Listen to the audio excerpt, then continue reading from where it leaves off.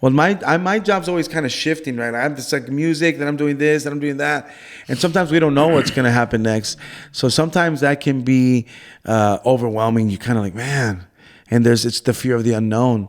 But I always reflect on Jaron, my son Jaron, right? So I always say this to people. This is what I say to my own kids, and I say to anybody watching this. I say, whatever it is you're going through, whether it is you're getting divorced, or you get fired from your job, or you got cut from your team. I have a son who can't walk and who can't talk.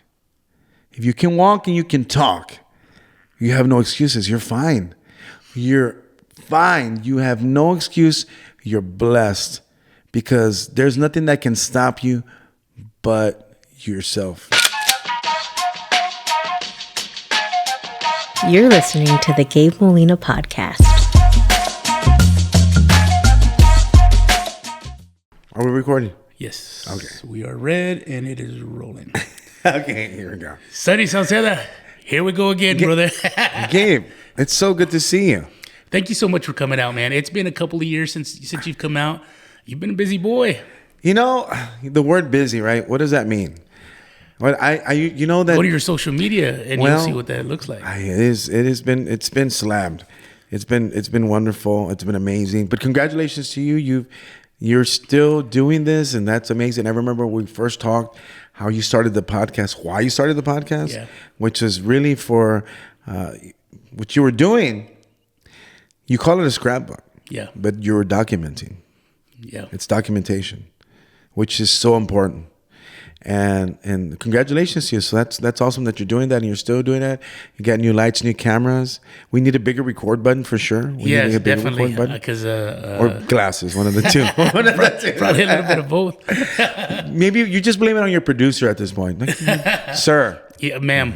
Ma'am. I imagine my producer being very beautiful and voluptuous with red hair. But anyway, that's a whole nother thing. I like that, red hair. Red hair works for me. But when we talked last, you were throwing your hat into the Texas country scene. But not only that, and we'll get to that. Sure. But you also went down another route too. And I don't know if you saw that coming, but you ended up going into art administration, didn't you? I did. I did not see that coming. It started in Puerto Rico.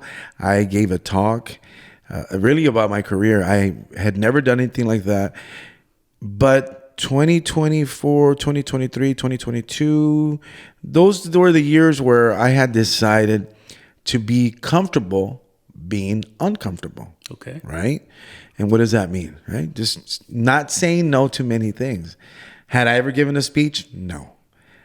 Did I know that I could do it? No. But I didn't say no to it. So I stepped into, just walk into the fear of the unknown, and we didn't know what to expect. Of course, as you know, folks, if you're watching, that I am long-winded and I can talk. One simple question can turn into a whole story. So I ran out of time at my speech. I ran out of time. The girl, my communications director, well, she was like, hey, that's it. You're done. Did they bring the hook out? They brought the hook out. They did the gong and everything. Like, thank you, folks. Turned off the lights. And I'm like, wait, I'm not done yet. But I really enjoyed it. I used to make fun of my dad, because we're talking about dads, right? And I think, you can agree that, we remember all the things that our dads did, right? My dad, he was such a great storyteller. I didn't appreciate it when I was a kid because I would ask him one question and it was a long story. Yeah. But I say all that to say that I did not expect that it would just turn into an opportunity, and it turned into, it was really a question of, we were just talking like, hey, I want to do this. Like we were talking earlier about how you were working on this project. And I said, well, maybe do this. It's unsolicited advice or encouragement, but that's what we do as men. We are problem solvers. And I got asked, well, I want to be more present. I want us to have more of a footprint in the arts world. I said, well, if you want to be the biggest, baddest arts organization, we got to get out there, boots on the ground, shaking hands, kissing babies, being present, right? That's the only way you do it. You can't do it from behind the screen. You can't do it right here. This is how you do it. Breaking bread with people, shaking hands, meeting them, asking them and talking to them about what they like, what they do, with no expectations, just to make friends. And that's what I've done my whole life. So that was easy. Yeah. It was a suggestion. I said, you need somebody. And here I am, saying, oh, you need to do this, you need to do that, or you should try this. How about having like a spokesperson, think about this. Like every face of every major company, right? You're thinking about Steve Jobs, Apple. You think about, Jeff Bezos. Think about, who else is the other? Oh my gosh, now I'm drawing a blank. The guy from Facebook. Oh my gosh. Oh yeah. Mark Zuckerberg. Zuckerberg. You think about the Cowboys. Jerry Jones. You think about the Dallas Mavericks. It used to be Mark Cuban. You think about all these big companies that have, a face, right? A face to the company. Bill Gates, Microsoft. Everybody has a face, somebody, and so you cannot retreat. You have to be and shake hands. And again, it's always about being present. It was just a suggestion. I didn't mean me. I just did you give them this idea and then smile real big from the side and your teeth went bing? No, I was just talking. I was driving like, you should try this. Like, this is not, and I said, it could be you. I was talking to the executive director, and then by the end of the trip, it was like, hey, well, we have this, opportunity. We have this role that we're trying to fill, and I was like, well. And I had thought about it, but I was really excited about it because it was something different. At the time I was doing logistics. I had a trucking company, which is great money. So I really took a leap of faith, right? I took a major pay cut. Like nobody in their right mind would have done it because, but I'm an artist first. Yeah. And I'm always wanting to do, things that that enrich my life. I enjoy the money, yes, but that doesn't trucking didn't enrich my life. Sure. Is it, it was paying bills more than anything. It was really paying bills, but was I truly, serving my purpose? Was I being my authentic self, and no, it was a job. It was something we did. It was good money, but it wasn't serving a purpose. And I remember why I was so excited to get into nonprofit world. And it's because of Jaron, my son, my special needs child. Because when we were at the hospital with him at Dill's Children's, he had brain surgery. We had spent a lot of time at the Ronald McDonald House. Somewhere along the years, we were talking. I've talked to, colleagues, and we were talking about, philanthropists, humanitarians, and people that give back. Somebody brought Emilio up. I said, oh yeah, nobody's ever done anything like Emilio. Like we've had a lot of great talent, but nobody has done what Emilio did. He was, he had Tejanos for Children, and he gave all the proceeds to Santa Rosa Children's Hospital. So when I had this opportunity, I kept thinking, if I learn how to do this, this is my chance to learn this side of the arts. And then I can go back, and then I can. At the time, I did not know Ronald McDonald's House was like the biggest nonprofit in the world. It's massive, man. Like my little country would have been like a little chicken. What did Eddie Murphy say when he was like, he was marrying a girl? Yes. And then it was like, now we have $900 million and $900 million and $12. And $12. Yeah. But you know what, dude? The other thing is like, when you are making an impact in that direction, right? Yes. When you're helping people that can do nothing for you, when you're helping those people, it's so much more fulfilling, man. And I say that as a guy that's never had the experiences you have, but I couldn't imagine, selling out shows, playing in front of a lot of people. But when you do this thing on the side and it's contributing to people in need that aren't going to do anything for you, right? There are a lot of times if there's people who are sick or hurting, they can't go attend your shows or buy your gear. A lot of times they're just, there's not a lot of money there. It all goes to the medical part. So that's going to be so fulfilling to be able to participate in that kind of stuff. And it really is fulfilling. And it was just enriching to me. Sometimes I would wake up and we'd be at events. I was like, I cannot believe that this is my life. And I just, it's so much fun. And, you're learning, you're traveling. Here's what I've learned, and some of the research that I've done. I'm not I don't do research for a living or anything, but I'm kind of a nerd. I don't look like it. I look like a bandido, or I like like a Latino Hank Williams. You should see him in his glasses and his cap. And, Yeah. Then he's kind of a little nerdy. I'm very right, yeah. And then I look like a bandido then, but I really do a lot of research, and in my research, I've learned that, as musicians, sometimes things happen, things change. And, if you're going through a change in your life, for musicians, I've learned that we love to play music, but playing music is a way to facilitate human connection. Right? Yeah. Human connection. So that's why when I went into arts administration, traveling across Texas, traveling throughout the states, to conferences, meeting new people, making connections was so easy for me because the way I was brought up. My dad was, he would talk. I'm a chip off the old block, right? We go to a hotel room. We go in a hotel, I say hi to the cleaning ladies, That's one thing that I notice about you. You do very well, man, is you give people time. Yeah. And it may be a couple of minutes, it may be, 15, it may be an hour. But it's like you give people enough time that I see it on your social media and the things that you attend and the things that you do and the way you interact with people. You give it in a weird way, that little bit of time that we give people like that, it makes them feel special. And I'm not trying to be condescending when I say that, but it makes somebody feel like, hey man, this person gave me time, whether it's at the grocery store or waiting in line for something, just having that conversation. So many people are so addicted to their phones that they don't even notice each other half the time. But I think you do that probably better than most. So. That's something that I've always done, and my dad was the same way. And I think you're right. You hit it spot on. It's important to have genuine conversations, to have authentic connections, because at the end of the day, it doesn't matter. I've learned. I knew, because my dad would always tell me these things. He'd say, "Well, mijo, if you make friends everywhere you go, you'll never be alone in life." I hear you say that all the time. So that was your very dad's? True. That's my dad's. That's my dad's. Okay, awesome. And there's one in Spanish. La plata vale más que el oro. La amistad vale más que el oro, right? Friendship is worth more than gold.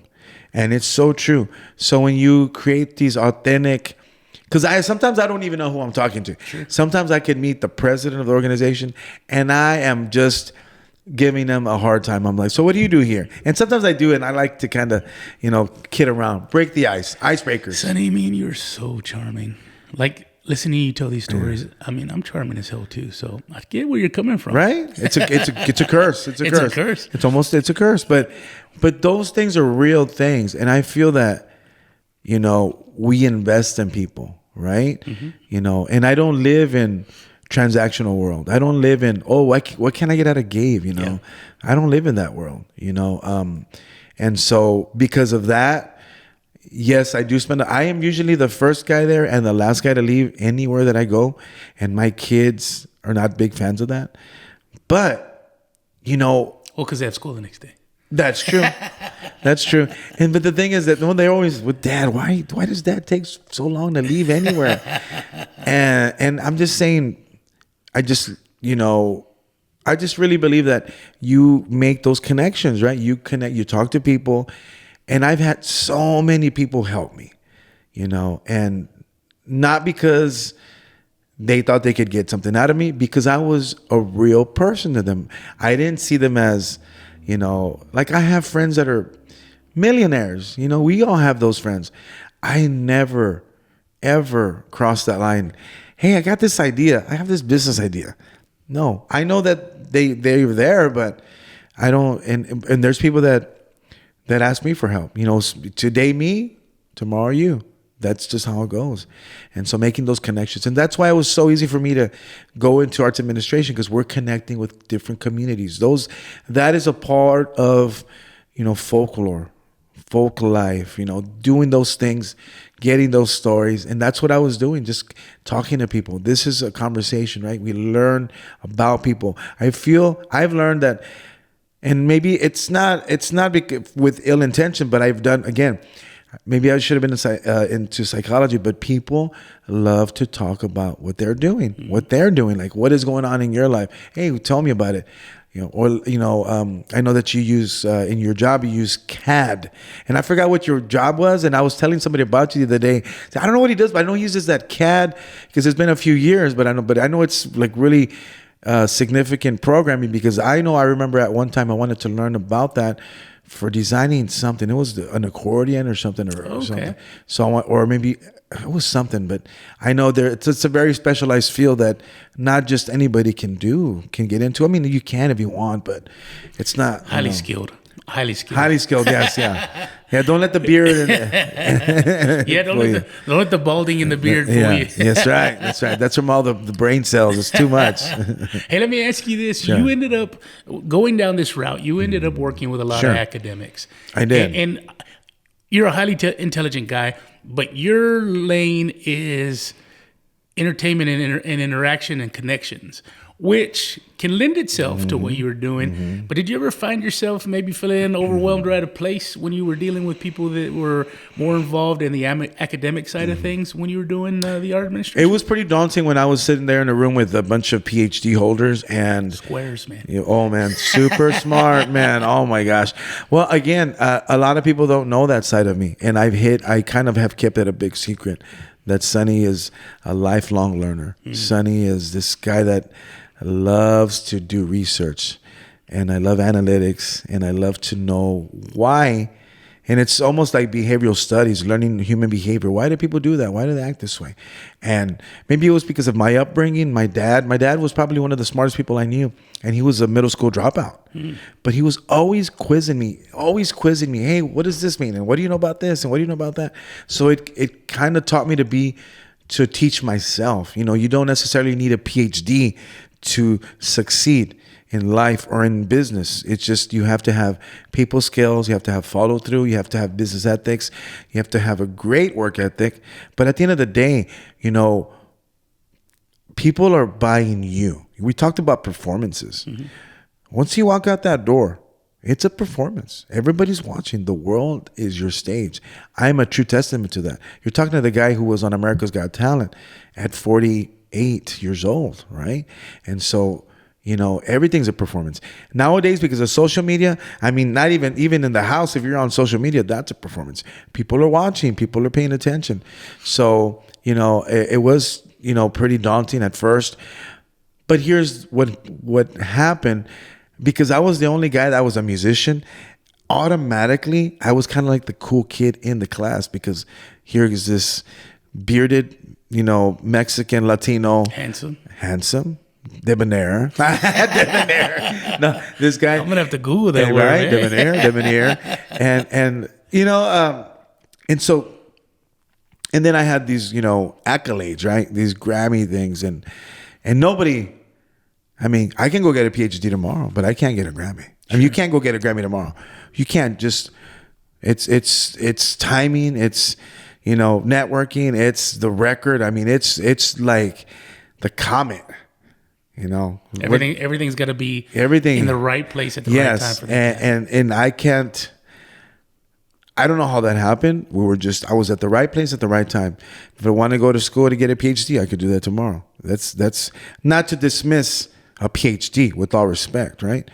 But you don't need it's like everything else, right? So the PhD requires hard work, which so does the Grammy. Of course. But the Grammy also probably requires and I don't want to use the word luck, because a lot of skill went into it. But like you said, a lot of things have to line up for it to say, okay, this is happening, and it's happening now. Yes. So you don't have that with going back to college. No, not with that. I mean, we got to make sure you do your homework. Effort. Yeah, it's a lot of effort, and my respect. So I'm a pro education, big time pro education, and so it was at first it was a little intimidating, but then I realized, wait a minute, like.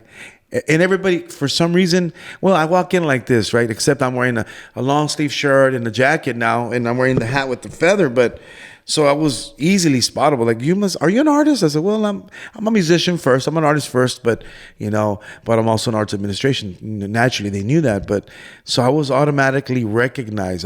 They would remember me. And Sunny's not a hard name to remember. Sure. And we would have these conversations. I would just sit there and ask questions. Oh, so what do you do? And they help me understand, what does this mean? Or how do you, this is very interesting. And, let's connect, and just connecting. And what does that mean? And because I'm an entrepreneur, I had the skill set of meeting people, and by the next day, the next morning, they already had an email from me. It was great to meet you. Let's connect. Let's keep the conversation going, which not a lot of people know how to do. Yeah. Sadly. Well, even, and this is something that I've learned as I've gotten older. I was always afraid for people to think that I was counterfeit, right? That I didn't know something that I felt like I should know, right? But as I got older, I realized if you approach people and say, hey, I don't know what you do. Can you enlighten me? Can you help me understand better? Like, people love to be able to okay, you know what? I'd love to give you some time, and this is what I do, and this is how I do, and this is why. Like, that's something where it's the ego, man, right? Everybody has ego, but you have to be able to put it aside and go, hey, I want to learn what you know, and I'm willing to just be quiet and pay attention and ask questions, right? And ask questions of people. Yeah. So, that's huge, too, to make that connection again, right? The connection we've been talking about. That is called imposter syndrome. Mm-hmm. And I think a lot of us suffer from it. I think a lot of people that are overachievers suffer from it. We always think, like, what am I doing here? Why am I here? Like, how do I belong here?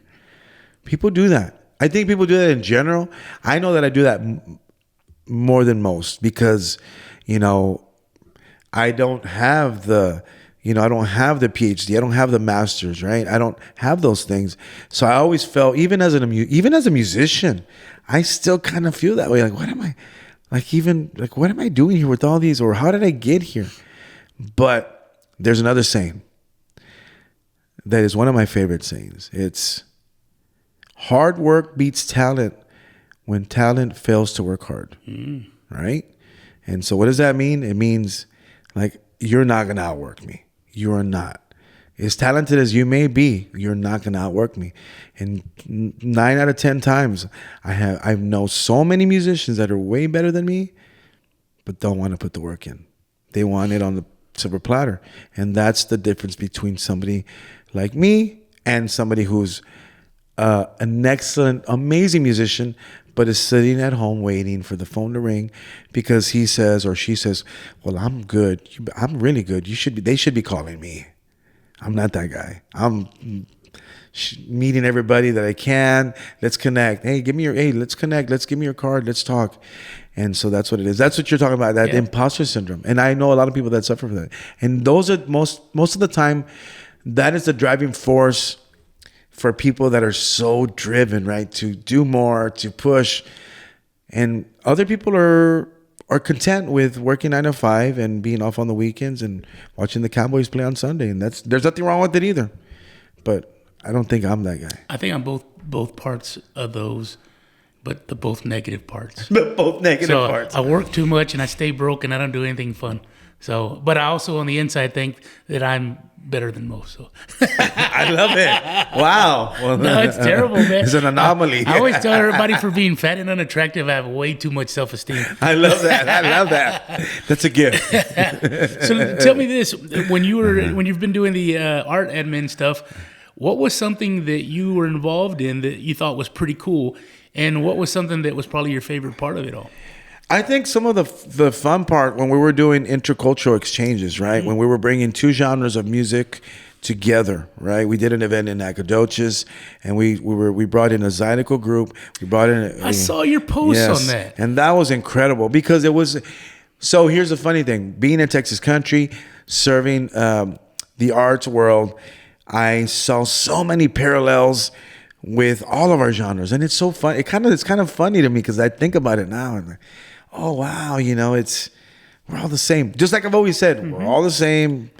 But the most incredible was to see the Zydeco players and the Cajuns play together or talk about the similarities versus the differences, because usually most of the time we have more similarities than differences, within our own, own culture, like in San Antonio, the demographic here, even here.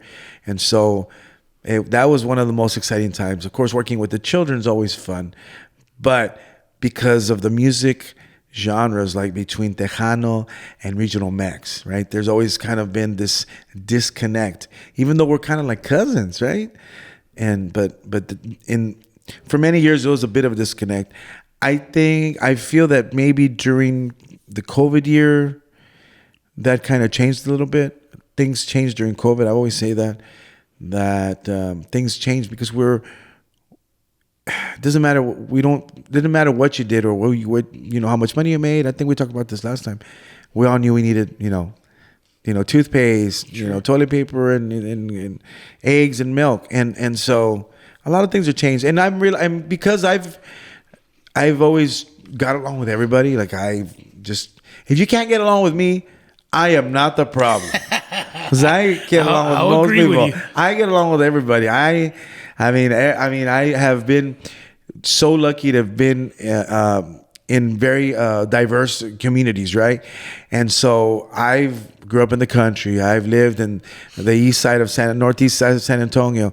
I've been on the south side, west side, and now I'm in New Braunfels. So, and so the thing is that. Well, let me ask you this real quick. How fun is that? Yeah. When you do the intercultural thing, yeah, and you see that commonality that you have between the instrument and the style of play. Yes. Sure, there's going to be differences, but how fun is that when you go, man? Because I'm sure there's been time. There's probably a first for you still after all these years of playing, but it's like to be able to go, dude, we're the exact same. We just got different flavor, Yeah, I mean, and we really do, because even if you think about the accordion, right? You think about it, that is a European instrument, but we embraced it. We made it our own, but it's technically not even our own instrument. It was not from the United States, so we're all similar. And then on top of that, how many of us musicians grew up playing music with our dad? And like my friend Anthony Dupsy with his dad. Who's, Rockin' Doopsie Sr., let's see who else. I mean, so many of them, Jesse Leger, you think about, of course, like Bobby Pulido, his dad played. Sure. We all have similar stories in Texas country, same thing. A lot of them, their dads performed, they were players, and so we just had so many similarities, and even the same little riffs, like little disconnects but when they came together and we got to see them play, and we didn't know if that was going to happen, but it did happen, and it was beautiful, and it was an emotional experience for me, because I kind of had been warned, because I was moderating, and they said, hey, be careful what you say, because you may cause some ruckus. Don't be careful what you say. And no, it went well, and the people loved it. So, I have a lot of friends in Nacogdoches, and kind of I've connected there on so many levels, but that was one of the most funnest events to be at. That's awesome. Yeah, man. that was really cool. That's a good experience. I'm glad that you had it. What's the name of the guy from New Braunfels, a white guy that plays the accordion? You talked about him, I think, last time. That's my friend Alex Meisner. He is the white Sunny Sauceda. He kind of really is, but he is. His accordion is a little. But he's way more talented than I am. He's super talented. The guy has a degree in music. He teaches jazz or something. But yeah, he's here. He's in New Braunfels, and I love him to death. As a matter of fact, we're still working on our trilingual song that we're gonna do. Trilingual. What's the third? It's gonna be English, German, Spanish, and German. Okay. Yes. That's awesome, so, man. Yeah, we're working on it. We're gonna hope, God willing, we'll finish it this year. You turned me on to him a while back, or when we talked the first time, and I need to stop questioning you, man, because when you talked about him, I was like, let me go see. And then when I saw him, he's very entertaining. Oh, man. And he's very good, man. He's super talented. Oh, yeah. He's a firecracker. You talked about your daughter, and I was like, let me go see. And then it's like, holy crap, she's good. Yeah, never question me. I got to stop questioning Never Sunny. question me. I am God. I am God. So are you continuing in this path of art administration? I actually am. I'm actually looking at some board service, and then actually we're going to be launching a consulting group. and finally really kind of, the thing is, I've done so much in the music business, and not just music, right? You know, a lot of people look at me and they think I'm a musician. I'm this. I hate to use the word rock star, but a lot of people, they just a beautiful rock star. Beautiful rock star. They see this guy that, you know, is just always in a good mood, always. You did come late and eat my Bill Miller, so I did. That was pretty rock star. That was pretty rock star. Well, you know, I have to still keep an image up. So that's part of the performance, or part of the performance. So, but you know, I've just had so much, you know, involvement in branding, in marketing, record label services, you know, even speaking, you know, storytelling, art administration, event planning, project management, you know, projects for CD, you know, manufacturing, CD, you know, just producing a record, how to put a record together, how to market a record, directing videos, you know, coordinating video shoots, coordinating events, coordinating any kind of thing. And then, of course, there's a music side, you know, accordion lessons, you know, and then there's even, you know, I haven't gotten into music therapy, but that's one of the things that I do want to get into. So this would be a way to kind of put everything under the umbrella of, you know, Sunny Sauceda Consulting Group, which would cover everything that I've done. And it's like it's the body of work that I've done throughout my life. And so anything creative, now that I'm like a cultural strategist, right? So that could come into your, you know, your arts world, your arts facility, whatever, you know, nonprofits you're running, and, you know, be able to coordinate projects for you in the art side, right? If we want to do something that would be immersive, have an educational component, storytelling events, you know, convenings, conferences. I'm working on other projects that I've started. I kind of started and I had to stop, but I have a little bit more time to really go back to it, and just all those things that I've been involved in. You know, even artist consulting. You know, I'm still toying with the idea of artist management. I'm starting to really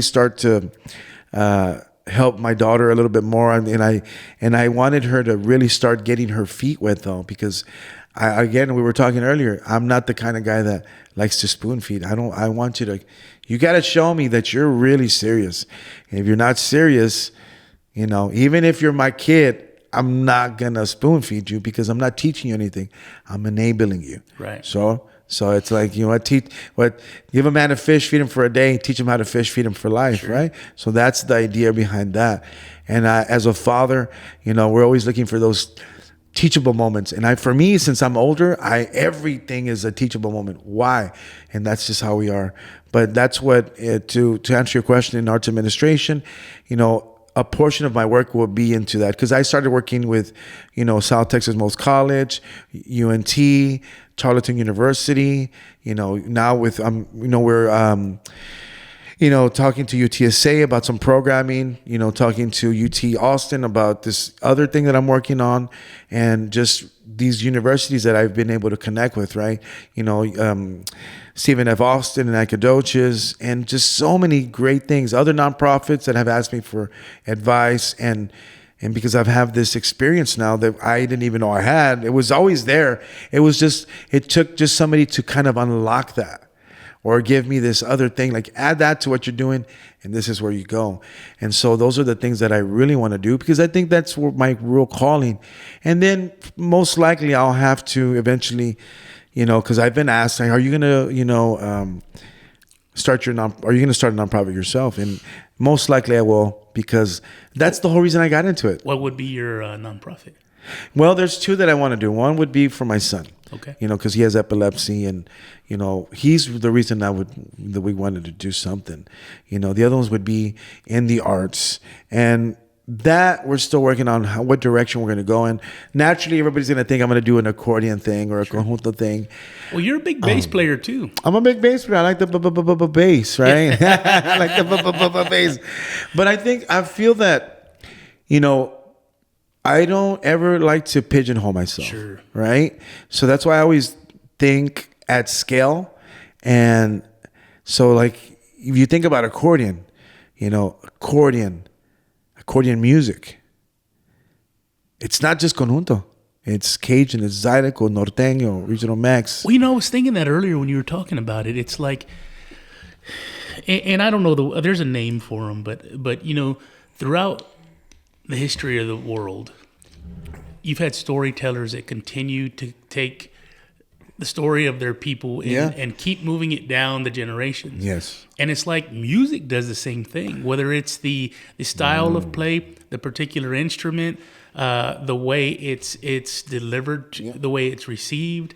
You talked about even down to culturally, like the food and the behaviors of the people. Yes. It's like through music, your storytelling that goes to the next generation, The thing you have to be careful with, though, is you don't want to just carry the music forward without the culture, right? It's important to tie those two together. Yes. That way everything gets moved forward.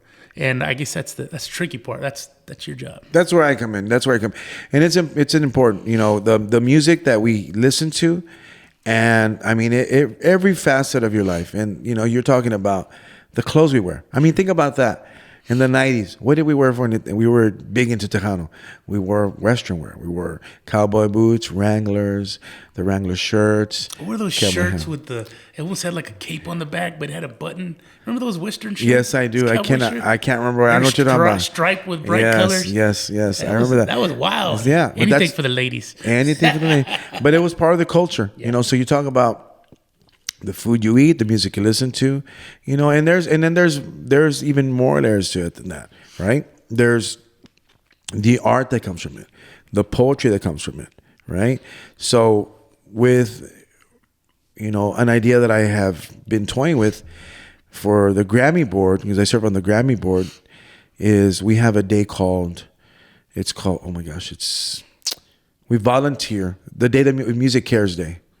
And so we volunteer, we're looking for volunteer opportunities. Well, I have friends like at River City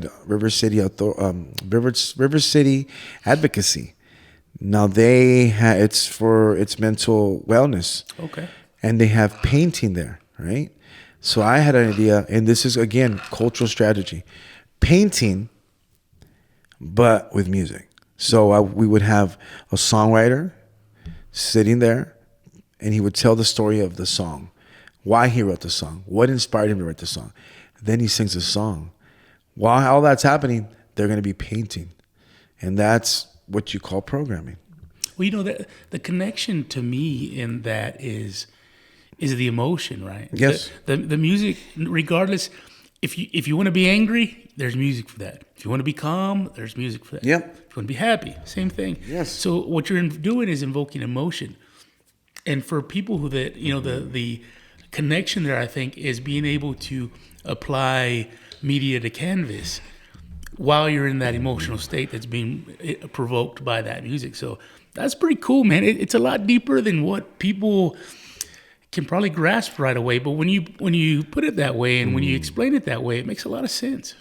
Yeah, it's just and I'm the ideas guy. But it's very true, and it connects. So there's a lot of connection there, and you're expressing yourself. And not everybody can express themselves through words, and so that's another form. So these are like extensions of expressions with extensions of expressions, right? Because music's an extension of your expressions, right? It's an extension of who you are. This is how I express myself. But somebody's inspiring somebody else, and it's really incredible. And I can't wait to do that. And so those are one of the ideas. But that's to answer your question. That's what you would consider cultural strategy. So when is this kicking off for you? It sounds like you've put a lot of thought in it. Is it rolling already, or do you have some things still that you're trying to work out before you start really rolling this out? We're still trying to work a few things out. I want to make sure we cover all our bases, because there's also going to be a speaker series to that. There's going to be a speakers component, because for a few years now, people have asked me, have you thought of doing speaking engagements? And I said, well, I'm actually a student of speaking or speakers. I study speakers. And so it's been something that if I'm being honest, it's pretty scary. But what did I say earlier? That's kind of what I've been on, this thing of doing things that I would never dream of doing. that I was like, no, I can't do that. That little voice in your head that says, you can't do that. You're not going to be able to do that. No, I can do that. So things like that, because I feel that I have a lot to share. I've had such a blessed life. I don't wake up, in the morning upset or mad, or sometimes I'm tired, but other than that, I'm always in this, what is the word? I mean, somebody the other day called me turbocharged. I'm always turbocharged. Well, I think, and not that I know you as well as maybe most people that know you, but the feeling I get from you is you get excited about the next adventure, right? Absolutely. And you kind of look, when I listen to you talk about these things and you're very adamant and excited about them, like to me, it's kind of like, sometimes I sit there and I'm listening to you and I'm kind of putting myself in your position. I'm like, oh, this sounds exhausting. But to you, it's like an adventure, right? It is. And it's like, what's funny is like a lot of times I always feel like I got to put myself into something and stay there forever, which is a negative thing, which is why I still do the job I do that I can't stand doing it, But for you, it's kind of like, okay, 2 years ago we were talking about Texas country. We haven't even gotten into that yet. No, but it's like you've gone into that. And you're immersed in it currently, but yet there's this other thing, right? Yes. And it's like you're very passionate about learning new things, I guess, so to speak. And that's what you said earlier. It's called, I'm a voracious learner. That's what my professor called me. Well, it motivates you, right? Some people get stressed out about having to learn something new. You're motivated. I get excited about it. You're right. I do get excited about it. I get excited about sharing these things. And what I've noticed a lot is that the mindset of our current society, we are living in our own little bubbles. And a lot of people, I don't have Monday blues. I don't subscribe to that. I love me some Monday. Mm-hmm. And I feel that it's your mindset, right? Mike Tyson used to say, in reference to discipline, he used to say, discipline is doing something that you hate, but doing it like you love it, right? And because I don't always want to get up to go to the gym, and I'm dragging, and I've even drove up to the gym and sat in my car for 5 extra minutes, closing my eyes, like, oh man, I'm tired. But once I walk in, it's on. But I feel that it's important now more than ever to help. If it's even one person, to help inspire them to want more or get rid of what I've been told. I have a lot of friends that give me all these cool quotes, like, get rid of their stinking thinking, right? Get rid of that. It's stinking thinking. Like, don't think that way, because I feel like that's your friend Breeze saying. Was that hers? Breeze? Yeah. I don't know. Maybe it was. I don't know. It sounds like something that she would say. Maybe she would say. She might say. Let's give her the credit. Let's give her credit. But it's actually it was Al Stock, my friend Al Stock. He says stinking thinking. But getting rid of that mindset, and it's just because I notice it all the time, and I don't know why I'm this way, but I hear people oh my God, traffic. And I'm like, well, tell that to the guy that doesn't have a car. Sure. Right? Oh, I got to go to work. Well, tell that to the guy that doesn't have a job. Right? So things like that. Damn you, Sonny. You're making me feel terrible about myself. See, you got 2 jobs. You got 2 jobs, sir. He's getting like 4 now with all the podcast editing. All this podcast. Because he forgets to hit record. If you would record. Hey, and you were dropping jewels earlier, I was dropping jewels. I got a lot of them. I got a lot of zingers for you. But I think it's important. I feel that I really feel that that is one of my... it's something that it's a calling for me. It's something that I've wanted to do, and I'm finally going to really start pursuing those things. I do have friends that do speaking engagements, that do speaking, and not only speaking for mindset, but speaking in terms of entrepreneurship, right? Entrepreneurialism. I was traveling the country and going to conferences, and I'm here with these like undergraduates and even professors, and like nobody really understood the idea of really networking, I didn't notice a lot of cards being handed out, and was very interesting to see that. And I always I would kid around with anybody. I'd say, you realize this is a job fair, right? You could meet your new boss here. And I had 2 undergraduates from China or Japan. They had their CV on a card. They were the only ones out of almost a whole year of travel. And that's the thing. So even at the university level, I've had meetings with, some of the people from local universities talking about these are amazing programs, but I don't see anything in your degree plan that teaches entrepreneurism. Like, what good does it do me to have this great, amazing, brilliant mind that doesn't understand how to pick up a phone, doesn't understand how to email, follow up, or even call? That's turned into a problem. I feel like, I'm sure it's always been a problem throughout forever, but I feel like this current group of people coming through, they could be extremely smart, but holding a conversation and knowing what questions to ask and making the connection, right? The human connection. Yes. It's way more difficult than regurgitating what they've learned, out of their books or, I work in the engineering industry, and I'll tell you right now, man, autism's real high, in that industry because there's a lot of mathematics, a lot of hyper focus, paying attention, figuring out equations, whether it's structural, whether it's civil. There's a lot of things that go into it, and you can tell there's a lot of autism in people in that. They do really well, but a lot of them can't make a phone conversation. Yeah. And one thing I think that I've been able to do well is I'm kind of smart, but I can talk to the architect, I can talk to the owner, I can talk to the guy putting the pipe in the ground, I can talk to all of them, and they all talk differently, but I can talk to all of them. And a lot of times I've worked at places where somebody might be responsible for something, but yet it's kind of like, hey, you call them, you call the owner, you call the architect on this guy's project. I don't want him calling them, and it's scary, but I feel like that's happening more and more because people aren't connecting. You're right. They're staying on their phone. I don't even want to get into it, but I got a nephew that I love to death.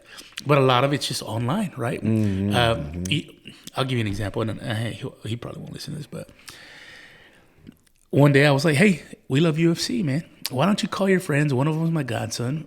Come over. We'll barbecue. We'll watch fights. Let's do it. Oh, okay, I'll let you know. Later that night, you know what it was? It was like, hey, we found a chat room and we're all going to get online and watch the fights in the chat room.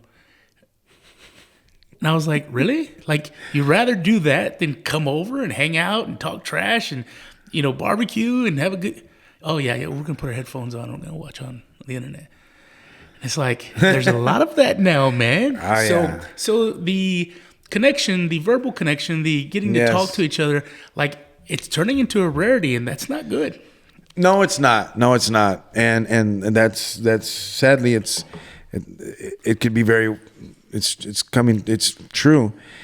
And that's scary. That is really scary. And so that's why I've really, have this thing, this dream that I want to go and just talk to people, because that's the only way you can. Again, you can watch all the videos you want, videos, and listen, but getting into a room with people, feeling their energy, and just kind of talking to them, But it's. I feel that in a lot of ways, I'm already doing a lot of those things. It's just not in a formal setting. Yeah. Because I've had these conversations. I have these conversations all the time. And it's, again, I think it's just a mindset. It's getting people out of their, getting people to put their phone down when they're having a conversation, instead of being right here and, That's what I love about this format, man. Is like when you come here, it's like, okay, I'm going to go record a podcast. So you put your phone to the side. But really, in reality, is all we're doing is fucking hanging out. Yeah, that's all we're doing. You know? And there's two dudes chopping it up. And I tell everybody when they're nervous about doing this, I said, listen, you and I are at dinner, and the microphone is the guy sitting at the table next to us. There you go. That's all we're doing, hanging out. Hey, I want to ask you, though. Sure.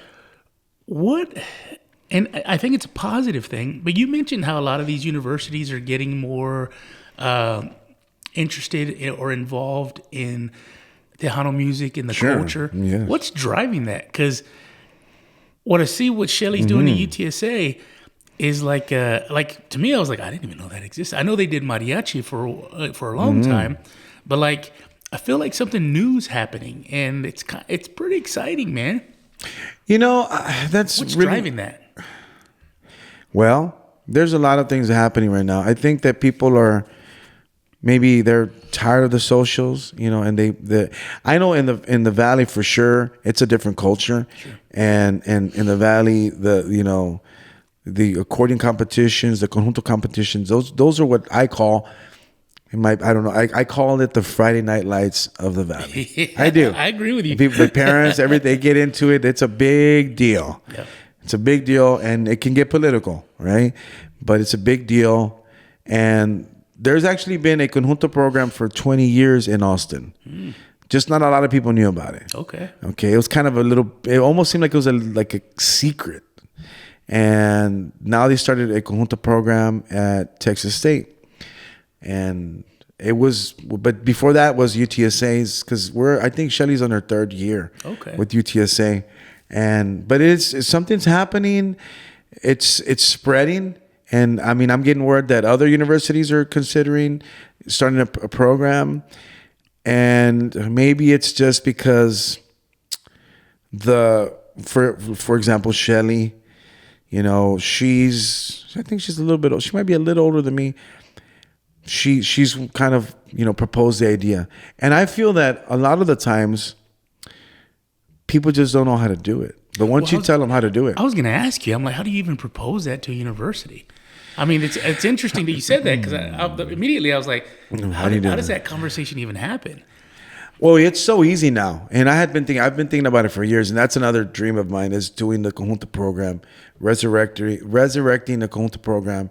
Like, for example, Palo Alto, or maybe starting another one at another, local community college, because not everybody goes to the university right away. Mm-hmm. Okay. And so, so the idea, and so to do that, it's just really being prepared, knowing what you need to start the program, having, the right, you have to have we don't have a standardized pedagogy right now. So that's something that I'm interested in, developing with all of our educators. I'm going to have to Google that, right? Pedagogy? Yeah. It's just that's teaching practices for pedagogy. Is that kind of like a syllabus type thing, where it's like, hey, this is how we're going to do this throughout the year? It's a standard, like standards, like of how the system that we're using to teach the accordion, right? Like there's no standard, right? Like in engineering, like I'm sure, like much like anthropology, they run you through, like these are the founders of, this art. They also do like a theory in the beginning, so you progress, and then at the end you should be able to run a project. Yeah. So that's the idea. What's the word? It's pedagogy. Hey, pedagogy. Fancy. I'm fancy. That's a $5 word, buddy. Come on now. This art admin thing just opened you up to a whole new vocabulary. It's a whole new world. That's awesome, man. Yeah, so that's the idea. But the reason for that is because if there is a mariachi program, the university is already interested in cultural enrichment. So that, thankfully to mariachi music, música ranchera, that pathway is kind of already open. Mm-hmm. You just kind of get your foot in there, like, oh, well, there's conjunto, or there's tejano. And so they're kind of already kind of in that, lined up for that. They're prepared for that. So it's not too far-fetched. I have a theory that if anybody has a mariachi program, it's not that much harder to get a conjunto program. Because a lot of those musicians listen to conjunto or they listen to tejano. And so, like, for example, I know, like, in New Braunfels, Alex wants to work on a polka ensemble for, whether the high school, but it's New Braunfels, and it makes perfect sense. Sure. Now, they have a mariachi program. Again, they do? I don't know if they do. I need to find out. But if they do, I think they do. I think some of the New Braunfels schools have mariachi. So if they do, then they're already set up for it. Because what I have learned is that in academia and in school systems, they're always looking for additional programming in the arts because there's not enough of it, And the most really? There's not a lot of it. There's not a lot of it, and so So I think that I think it's a lot easier than most think. They just don't know how to do it. Yeah. And so I love mariachi, right? I think it's great. Yeah. But this is funny, and I'm totally I don't know. But like mariachi to me is like the Catholic Church, right? It's very formal. There's a lot of history there. I was watching you rehearse with those kids the other day. Like, they're excited, man. Yeah. They're happy. And it's funny because, like, where mariachi might be the Catholic Church, like, you performing Tejano with those kids was like holding snakes, right? You're the church dancing with snakes. It's exciting. You know what I'm saying? Yeah. And it's funny because, like, I see a lot of stuff that you do, and I'm like, that's cool. Sonny's doing this thing. And I think it's super cool. But when you see it translated in the kids' faces, where there was one kid looking at the other kid and like he's just laughing and smiling because you're getting into it. I think the song had just started, and it's resonating with him, man. Oh yeah, he's picking up what you've been producing for 40 something years. Yeah, you know, and now it's lighting a fire in this kid. And man, I'll be honest with you, I got pumped up about it. I thought it was great. It was amazing. It was amazing. And now, imagine if we can do that all over the state of Texas and all throughout the United States, wherever there's a mariachi program.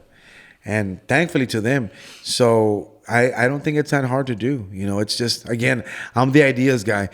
I know that we had a conjunto program at Palo Alto College for many years under Juan Tejeda, and I'm sure that was a challenge. Now with social media, I think the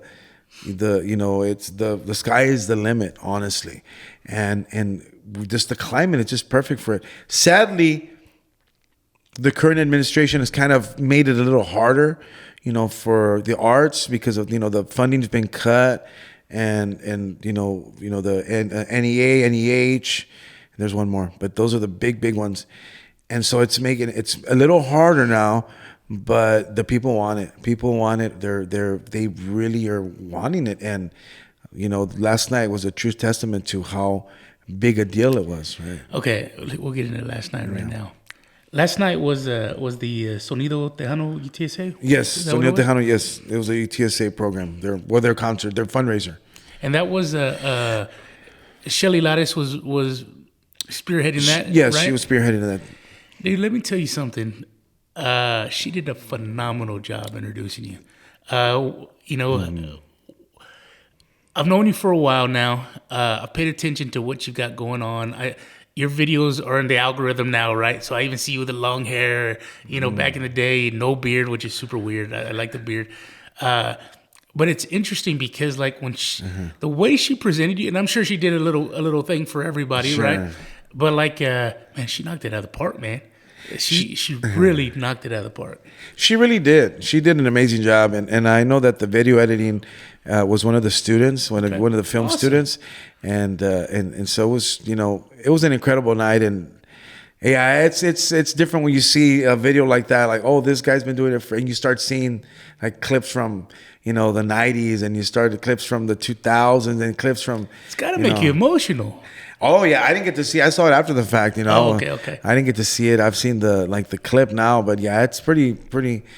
When I was watching it, a part of me was like, one day I won't be here, and that video will be playing. Yes, like that. Like, this guy did all this when he was alive. Yes, and that's what I think is awesome. Is we sit there and we forget about And I'm guilty of it too. Like, I get in my funk and I just want to. I don't want to do anything, right? I don't want to contribute. I don't want to be a part of.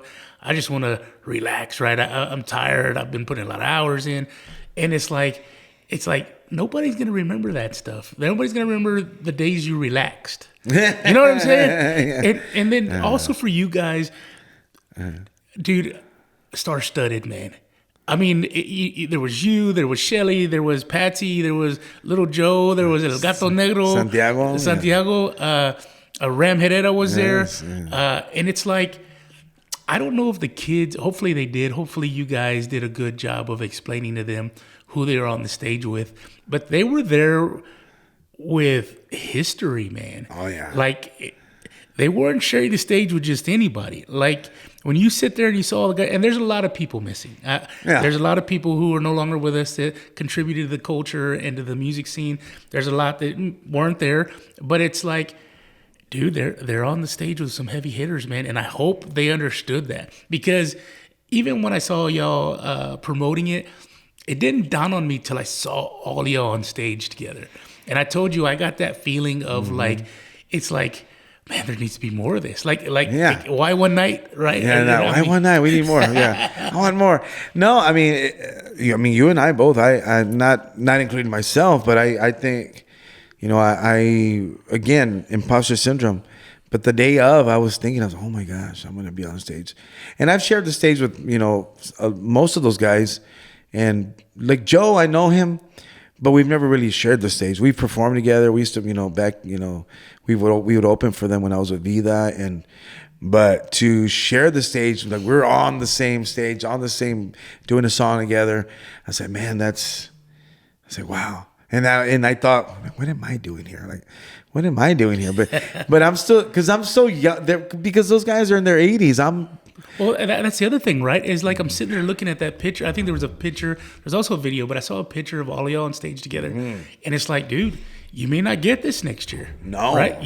There might be one missing. There might be two missing. Like, guys are getting older. Yes. And what's interesting is, like, I sit there and I go, okay, well, what genre of music do I like?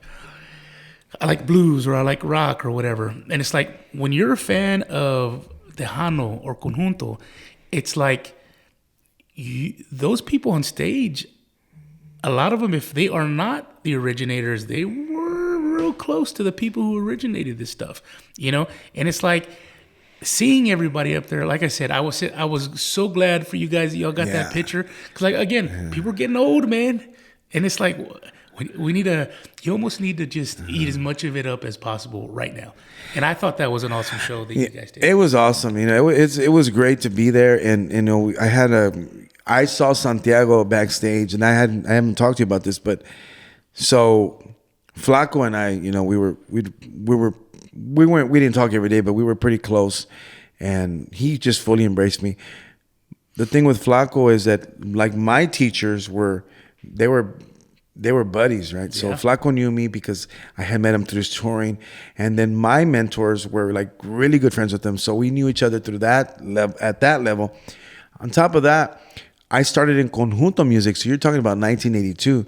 Even though people consider me a Tejano guy, I've been in conjunto since 1982. So I grew up in the little bars where Santiago was at, where Flaco was at, all the old school conjunto guys, Mingo Saldiva, Freddie Zimmerly, Henry Zimmerly, Eddie Lalo Torres. Those are really, they were my peers as a 5-year-old, right? So when they see me, they know that I'm really the guy from the conjunto scene. And so when I saw him, he looked at me, and I hadn't seen him since Flaco died. And he said, Sonny, I said, hey, ¿cómo estás? And he came in, I gave him a hug, and he's like, he started crying. He's like, oh my gosh. He said, I miss my brother. I said, I know. I'm sorry. Because I didn't get to see him when I went to the Celebration of Life. I think there was so many people. I didn't go. I just went in, and I paid my respects, and I took off. But man, we were both there, just crying, and it's moving. But again, I spent the time with him, right? And we got emotional, and we're musicians, we get emotional, and it was, but it's a clear reminder that, he's 82. I mean, that doesn't mean anything, but he's closer than I am. And, it could be me really, but it was just important. And after that, we shed a few tears on stage, and my daughter was there. She took a picture of it, and it was like, I didn't expect it. I don't even know if he expected it, but we were there like, I know. And that's how we are. We cry. And then backstage, we spent, probably 20 minutes just talking shop and going through the history. But we were like these, and I'm not an older, I don't feel like I'm the old guy. Well, you're not old, but you started very young. I started really young, but I still feel like the kid in the group. But I've been doing it for 44 years. So I kind of, like, we're peers. He is my predecessor, but we're peers. So we'll sit there and we'll kind of debate. And he said, well, conjunto music. I said, you know what? I get it. And he's like, well, I don't want you to call me, what did he say? Somebody called me norteño. He was upset about it. I don't like that. They need to get it right. And I said, I don't care about that, Santiago. He's like, I don't want you to pigeonhole me. I just want to be known as a guy that plays accordion, that has a good time. Whether I'm doing conjunto, Tex-Mex, Tejano, Texas country, rock, Zydeco, Cajun, wherever you put me. I don't want to be in that. He's like, really? I said, no. I said, I don't want to be put in a box, pun intended, right? I want to be outside the box. I don't want to be categorized. I don't want to be labeled. I just want to be the guy that has a good time. That's it. Well, so we had an argument. We had like a little heated debate about that. Well, this is one thing that people need to understand in all aspects of life. Don't get put in a box, man. Because when you're in a box, all you can ever be is what's in that box. Yes. And it's like, don't do that to yourself. No. Be free. Be fluid. Yes. You don't ever know where something's going to be exciting for you. And I get, like, if somebody is super passionate about a certain style and they've mastered it, like, I could see somebody being attached to it. But it's also nice to be free, man. It's also nice to say, you know what? There's a bunch of country guys on the stage. And Sunny's backstage with his accordion. Bring him out there. And it's funny because when you bring somebody out there like that, like you, to come out and play accordion with, I think, weren't you on stage one time with, I forget maybe Kevin Fowler. Kevin Fowler, yeah. And it's like, imagine how fun that is when you're a Kevin Fowler fan, and then Sunny comes out with his accordion, and it's the flavor mix, right? Yeah. It's the guy who's with the Zydeco. It's it's Meisner showing up. Yeah. It's like, dude, this is a flavor that it's like, man, it's the cherry different. on top. Yes. It's the cherry on top. And that's exactly what it is. And it's, but it's so much fun. It's so much fun. And, to do that, be able to do that, and so that we had that debate. It was just the funniest thing ever because we were like old men, like arguing. Like, remember the Muppets? Remember the Muppets? Yeah, the guys in the peanut gallery. Yeah, like that. And the kids were looking at us like, oh, they're having a debate out there. They're like having it out. We didn't get mad, but I was like, no. So I said, no, I don't care, and we're both deaf, right? He's like, ¿qué? And I'm like, ¿qué te dije? And then he's like, and we're like talking super loud at each other. It was just funny. And then after that, like we spent some time, and I went to my dressing room, and then he came looking for me. He's like, hey, what are you doing? I said, oh, I'm just hanging out. Come on in. You want to hang out? Yeah. And we jammed. And then Victoria, my daughter, she shows up because she went with me, and she has a guitar, and he's there with the accordion because he wanted to play my accordion. And then I'm just like, oh my gosh, wow. Then I was like holding back the tears because this is my predecessor playing with my baby. And I was like, oh my dad was seeing this. Oh my gosh, wow. How lucky are you? Oh man? my gosh. When earlier we were talking about, finances and money and giving back to people who can't give back to you. It's like, it's crazy because like we're so money driven. We're so, status driven. And it's like you get to a certain point in your life where you're looking at your predecessor and your daughter, and it's like nothing else matters at that time, man. It's like, no, I was like, my baby. I was like, but I get like that. I don't know why I'm like that.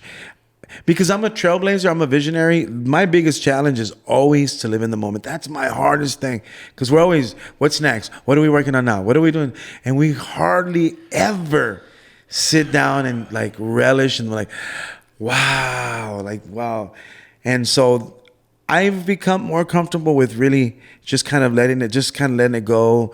We were on stage, Las Nubes was playing, and I couldn't hold it in anymore. Like, I'm playing there, I'm like crying. I'm crying because I couldn't believe it. I couldn't believe we were doing this. I couldn't believe this was happening. I couldn't believe we were on stage.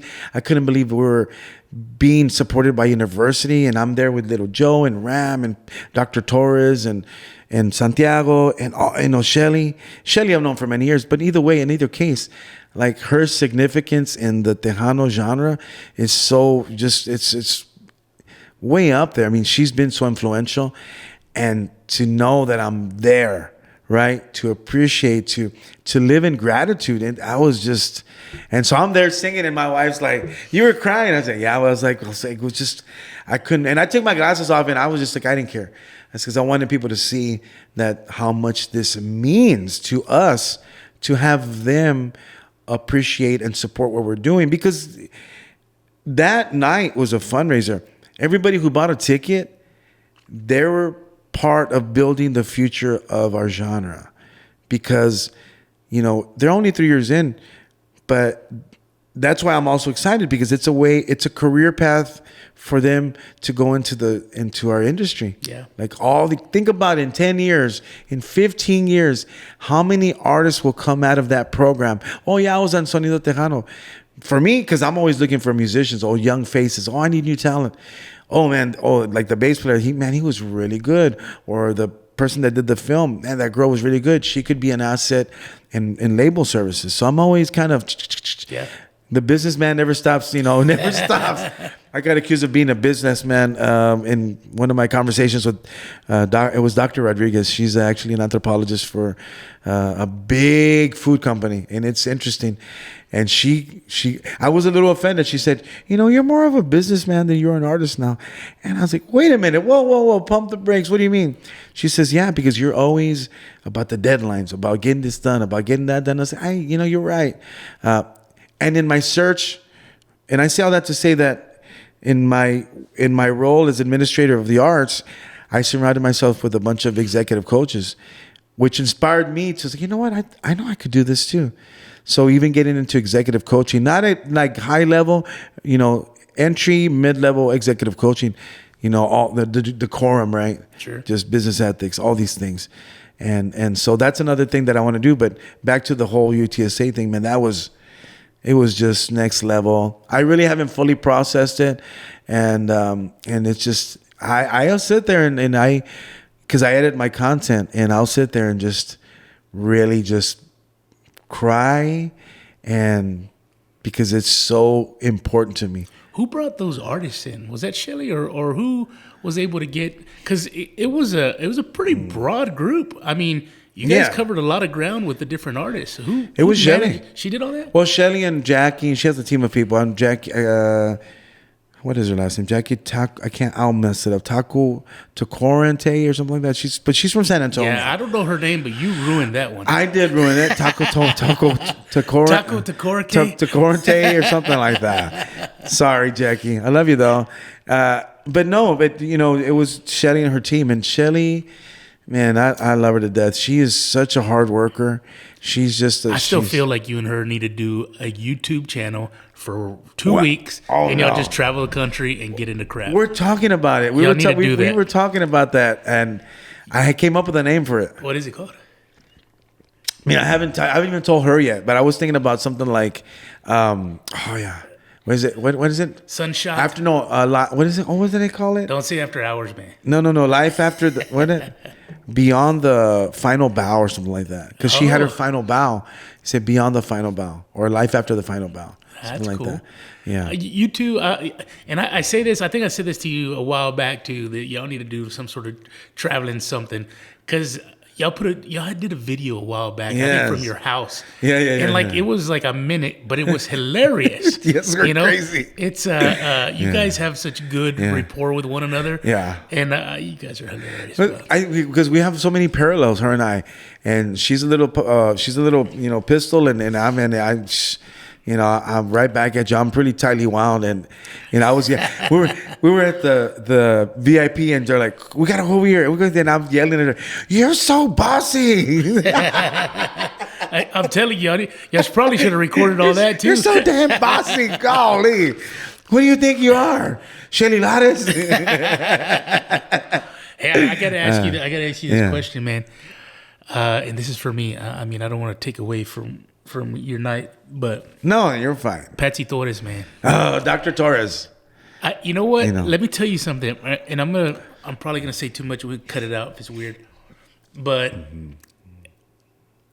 I don't feel like I get nervous around people. She makes me nervous, and your daughter Victoria and the trio Ardiente, they had a concert last year sometime. maybe 2 years ago. I don't know now. But Patsy was there. Yes. And I was there with friends from high school. And I told she did the high school tour. Yes. And so I bought her a shot. Well, I say I bought her a shot. I gave her a shot of my buddy's tequila because he paid for it. But she came over and visited with us for a few minutes. I was so nervous, man. And it's funny because, like, I think I told her, growing up in George West in late 80s, early 90s, whatever it was, like, she came to all these schools, right? She put on a concert. Yeah. And I told her, I said, for being a bunch of little broke kids in a small town, that was the only concert we had ever seen. And that was the only concert that we saw for years after. Like, she brought a show to a small community where people who can't go to Corpus or go to San Antonio or whatever, I'm sure Beeville had some stuff, but to be able to go to a show and see a live show, like, that was the only one we had seen till I was probably in my mid-20s, And it's funny because here I am at almost 50, and all my friends still talk about her concert when we were 13, 14, whatever we were. And it's funny because I feel like she's a terribly beautiful lady, but just that was so impactful that, like I said, she's probably one of the very few people that make me nervous, because it's like, she's the queen, man. She's the queen. Yeah. Well, she takes you back to being a kid is what it is. Like, you're back in, elementary or wherever it was when you were there at that point. She was very energetic, And she still is, very much so. She is so full of life and so much energy and always on, right? She's always on. I don't know that I've ever seen her not be Patsy. Like, she's always happy and always... Oh, she was so sweet. Always on. She's always on. And I've never seen her, hey, Sunny, how are you? It's like, hey, how are you? She's always kind of like the peppy cheerleader, like, da-da-da. You see a little chonguito. Hey, how are you doing? She says, how are you? But she's so inspiring. And I have a tremendous amount of respect for her.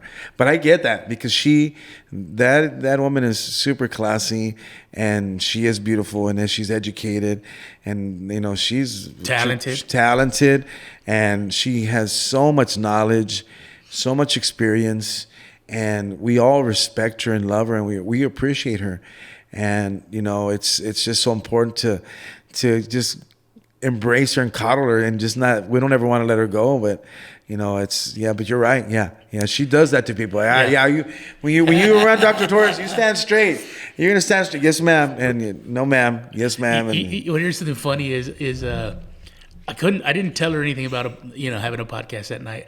As a matter of fact, she spent a lot of time with my wife and my two friends who were female, because they're all teachers. Yeah. So they talked about, education and school, and she gave us a lot more time than she probably should have. But I reached out to social media. I guess I was talking to somebody. There's somebody that handles her stuff. And so they're like, hey, send us an email. And so I sent them an email about potentially doing a podcast. And then, you want to hear something funny, is I didn't ever follow back up because I got nervous. Oh. And I was like, you know what? I'm not ready. I'm not worthy. Let me call Sunny again. Let's do that again. That was easier. Oh my gosh. Oh no, she's super sweet. I think she does her own stuff. Does she really? She's pretty hands-on. Yeah. She's pretty hands-on. That's what she loves to do. She loves to do that, and she's amazing. Let me ask you real quick, and I don't want to star-studded, freak out, but Ruben Ramos, man, is he as cool as he seems like he is? Oh, I love Ruben. I always give him a hard time. Yesterday I was giving him a hard time about his shoes. Not a hard time. I was saying, hey, look, we're matchy, because his shoes were like all like they were bedazzled. And then I put my accordion down by his shoes. Like, hey, we're matchy. But him and I have. Again, I always find ways to connect or give my predecessors a hard time, because I don't know what it is about me. I always do that. And the last time I saw him was in Milwaukee. And he had it was when Jesse Serrata was alive.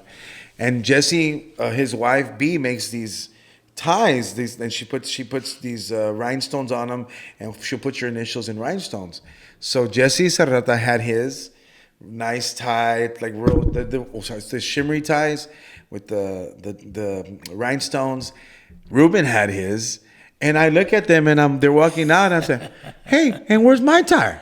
Where's my tie? I didn't get the memo we're wearing ties. Nobody told me we're wearing ties." And they're looking at me like, "This kid, really?" They're laughing at me. So after that, I think Jesse passed away after that. Like not too many more months after that, he passed away. And I told Jimmy, what is Jimmy's last name? His nephew, one of his nephews, I told Jimmy about it. So Jimmy tells B, Jesse's wife, about my story about the whole tie thing. So she sent me my own Sunny Sauceda. Oh, dude, I was like, crying. I was like, oh my God. She said, so I wear my tie. I wear that tie. And I told Ruben the same story. I told Ruben the story. I finally told Ruben last night. Remember when I was giving you a hard time? Said, oh yeah, I remember. He's like, oh yeah, see, I remember. He's very cool, dude. He's so cool. Like he's if you look at the word cool in the dictionary, it'd have his picture. He's just a cool cat. He really is. I saw him the first time. Man, I must have been in my mid-20s. Growing up, I was huge into like big hair rock and then like Nirvana hit the scene. Sure. So I was kind of late to the Tejano stuff, but he played at Rosedale, and so Rosedale Park. And he stood up there, and he just as cool as the other side of the pillow, man. And every now and then he'd do this little thing, and he'd keep singing, and everybody go crazy every time he put his hand up. Mm-hmm. And I'd seen him then, and then I came across him again. I mean, he has tons of music, but he did the first album with Los Super 7, which was I think him, a few of Los Lobos. I want to say Flaco played on it, maybe. Yes, Flaco's on it. I think Rick Trevino was in it too, I think Rick Trevino may have played a song. But great music, man. I mean, the musicians on the first Los Super 7 album was amazing. Oh, yeah. And then we were at Sombrero Fest in Brownsville. And I have a hard time having fun, man. I'm always thinking about just work and things that I could be doing productively. And so we're at Sombrero Fest in Brownsville, and my wife's having a good time. Her and her cousins, they like to drink and have a good time. So I'm just kind of But not you, right? Not you. Well, I'm always the designated driver. Oh, are you? Okay, good. I love to drink, but like, let's drink in the backyard and burn a fire. That's me. Right? That's me, yes, sir. And so I ended up taking off, and I look, and all of a sudden the backstage comes up, and it was him again. And man, I got hyped up. I had a great time. But yeah, he's another guy that he doesn't get me like Patsy does, but he's another guy where he's kind of always been there, in my music history. Yes. Where he's another cool dude. He's very cool, man. That guy's he's so sweet, and the Ramos family, they're another, his brothers, Alfonso Ramos, which is, man, back in the day, he was the guy, man. He was the guy. And so, yeah, Ruben was, man, he's really just cool. He's really nice. And he's a nice guy, humble guy. And he'll sit there and talk to you. And, he's older now, so he's a little more quiet. Sure. He's kind of quiet, reserved. But, he's just a nice guy, always been. I can never say a time where I kind of acted a little, diva-ish, no. Like he wouldn't show up late and just eat people's Bill No, Millers, he would not do that. No, he would bring you Bill Millers. He'd bring you Bill Millers. Let me tell you what, man.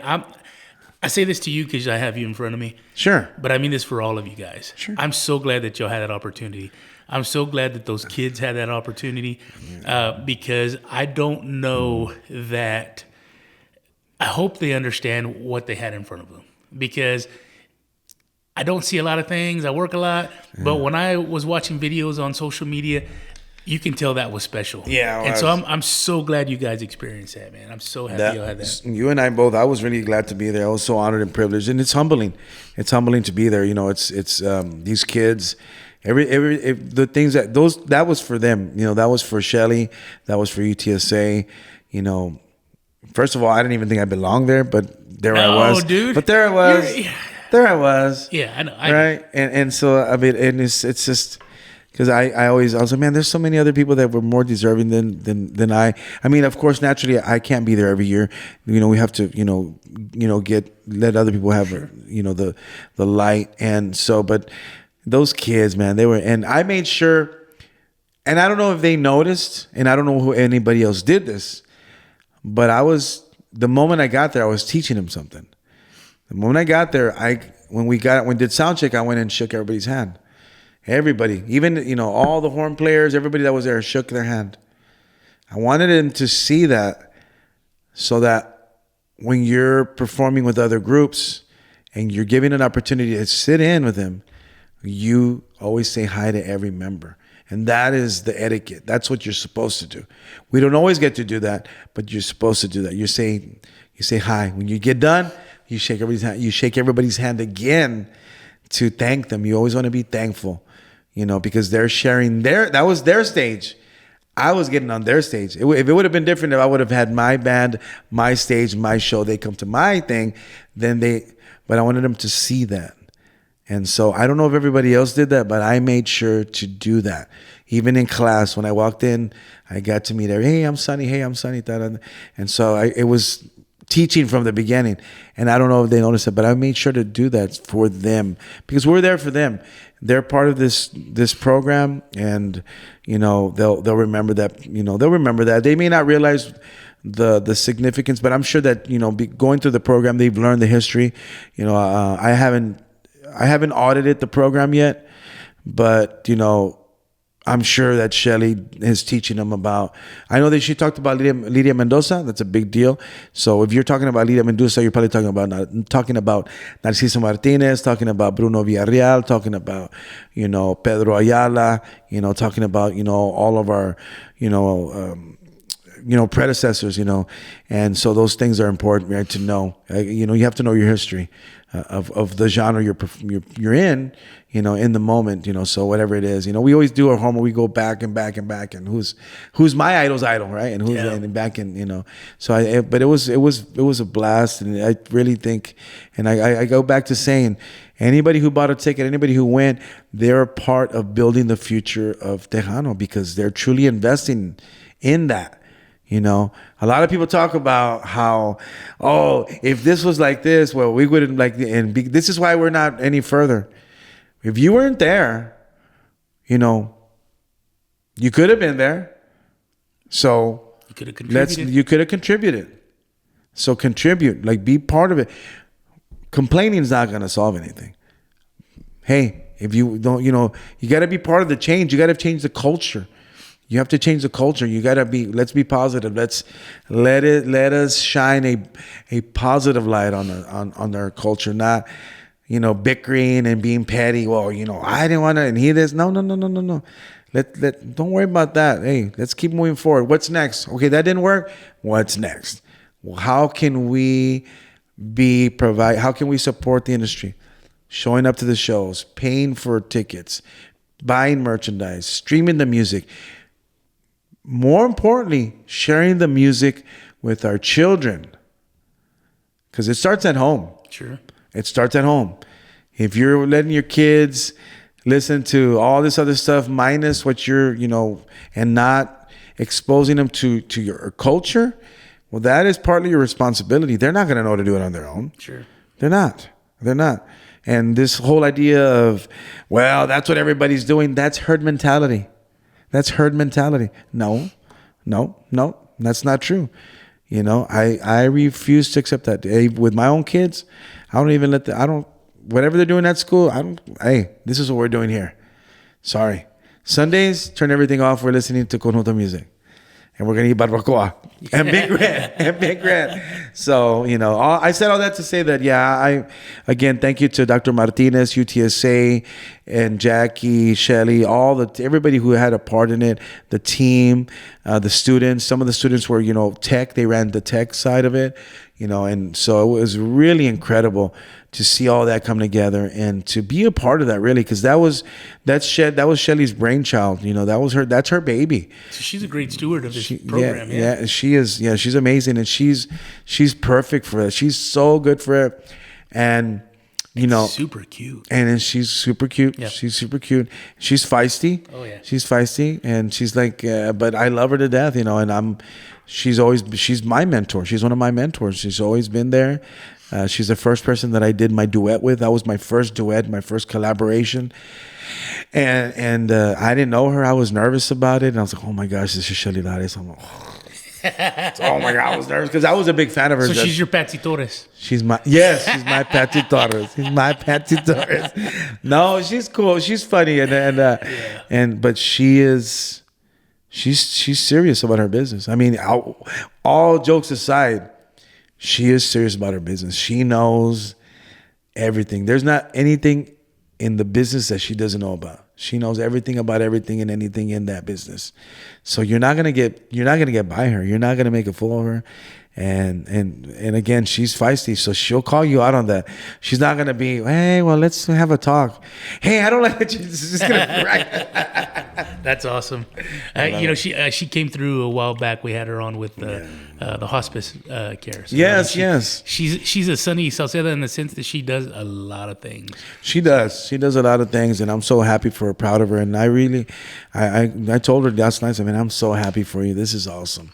So congratulations on all these things that you're doing. That is the dream, right? Those are the dreams that we have. Touring, it's cool. It's fun. It's not all glitz and glam. And the real fun is creating music. But the fun is also in, helping sculpt those young minds, right? But you're building legacy, right? I mean, you've got a legacy of a full body of art that's recorded and will be around forever. But what's the other part of that? Is pushing it forward. So you almost have a hindsight legacy, but then you have a foresight legacy, right? And it's like a lot of times people focus on the body of work that's behind them, and it's like, well, hang on, how are we pushing this forward, and what are you leaving for the future, right? Absolutely. And I mean, I say that in the sense that I'm not contributing to anything, but you guys, with your platform and your skill and your talent and the thing that you've done forever, which is what makes you good. It's funny because when you're talking about all the things you want to get into with the consulting, it's like those are all natural byproducts of your lifestyle for the past 40 something years, They are. So which makes it when the lady said you were a businessman more so than an artist now, like I didn't say this earlier because we kind of moved on, but in my mind, there comes a time where you practice a craft and you get so good at that craft, and not to say you can't learn anything else, but you're so good at it that now you have bandwidth and availability to pursue other things now. If we brought in an accordion, you'd start playing it right away and it'd be amazing, right? You have to practice that skill still, but at the same time, you've put so much time into that, into your vocals, into, shaking your ass, which is, I think, is pretty hot. Thank you. Everything else that goes with that, the entertainment portion, you've done it forever, man. So it's like, it doesn't take you much to turn that on, No. So now you have capacity to do other things. Absolutely. Which, like I said, when you said that to me earlier about them telling you that you were kind of more of a businessman, you have time for the business aspect now because you're so good at the other stuff, I want to, before I let you go, I want to talk to you about the last time you were here. Sure. We had a conversation. Oh my God, you smell so good, your beard oil. Tell everybody who it was because I wasn't recording earlier. That's Honest Amish. Oh, it's Honest Amish. You're lucky my wife's married. Anyway. I love it. Last time you were here. Sure. We talked about you throwing your hat into Texas country. Yes, Texas country, yes. And you did it, man. And we did it. How's that journey been? How have you been? Oh, my gosh. It looks like you've been received well. Man. How has that portion of your life, how's that been for you? It's been incredible. It has been so incredible. The Texas country scene has fully embraced me. And we're just... releasing music, we're touring. We'd love to do more touring in the Texas country scene. And there's been so many benefits from doing it, but it's another form of expression for me. And I love every part of it. My voice has changed so much in the past few years that it really fits it now. It really fits the genre more than I've ever thought it would, because when I first started, I was a little nervous about it. I was a little like, well, let's see how that goes. We'll see. And no, man, that's just so natural for me now, to the point where, I even get comments now, you should probably be doing that more than the other thing. And I'm like, wait a minute, whoa. I'm doing both. Hold on, pump the brakes. And so everybody's just so wonderful. And there's so many parallels between Tejano and Texas country. It's very similar in that it's a regional music that is accepted worldwide, but it's where it's Texas country. Now, am I gonna walk into Nashville and say, "Hey, I'm Texas country"? Probably not. I won't be received well. I don't know that Nashville receives Texas country very well in a lot of aspects. They don't. It seems like the reason for Texas country was because Nashville had its own little vibe to it, and the people that really did well in Texas country didn't really do well in the Nashville scene. It kind of seemed that way anyway. I compare Texas country and Nashville to Tejano and regional Mex right now, because it's a little, and it's weird for me to say this because it's really not, but Texas country is more organic. It's not as polished. There was a time where we were really, really polished, but it's become more organic. But it's very organic. So Nashville is super polished, almost like pop now. Like pop and country are pretty interchangeable now. And so, and vice versa. Like Nashville, you go to if you're in Texas and you're talking about, well, I'm going to Nashville, I'm going to record. Oh no, you don't say that. And so I've learned a lot, and I'm still learning. I mean, the Texas country scene is a whole different thing. Well, if I feel like there's some grittiness to the Texas country scene where that grittiness kind of lends itself to more authenticity. Yeah. And I think people want, whether it's polished or rough, people want authentic. Yes. They want to feel like they connect with it. Yes. And nothing's perfect. Nothing's ever, this bright, shiny thing, because it's not how my life is, right? I want to see something that reflects how I feel about, my life. And I think the Texas country scene is what does that. I will say this, man. I don't know the history of it. I don't know the origins of it. But I feel like your foray into Texas country is almost a, and I mean this respectfully. I don't mean this disrespectfully. And it may be a huge compliment too. I don't know. But I feel like when I think of Texas country, I think of Texas Tornadoes, man. Mm-hmm. And it's like there was that mashup of, Doug Sam, however you say his last name, and then Augie Myers and Freddie Fender and Flacco, where it was literally these different cultures. And maybe the interconnection was Augie. Augie was very talented and kind of, between the two, but one was very brown, one was very white, and it was phenomenal, man. It was amazing. Like, though we talked about flavors earlier. Sure. And it's like to be able for you to bring your background into Texas country, in my mind, it is a picking up the torch and moving picking up the Texas Tornado torch and moving it forward, right? Mm-hmm. Now, I don't know if that's a compliment, I don't know what that is, but that's how I see it. I'm like, I love this thing. That thing needs to exist, but since it stopped, I never saw it again, And so now that I see what you do in your interactions with folks and the things y'all post, I think her name's Bree Bagwell, right? Bree Bagwell, yes. Like, she's phenomenal. I've seen you play with some other folks. And even though sometimes it's just for a night, right? Maybe it's an event or an after party. Like, it's like, oh, that's the Texas Tornado thing that I miss so much. You know what I'm saying? No, you're right. And it's a compliment for sure. And it's here's the thing. It is all Texas music, right? If you're Tejano, it's technically Texas music. If you're Norteño, it's technically Texas music. Swing, anything that was born in Texas is Texas music, right? And so it's so natural. And I wish there were more people doing it, because, I mean, how many Mexican restaurants are in Texas? Billions. I mean, now, like, there's Taco Tuesday. Everybody loves. So you can't live in Texas and not have heard a George Strait song. Right after heard, a Vicente Fernandez song. Right after heard a Ramon Ayala song.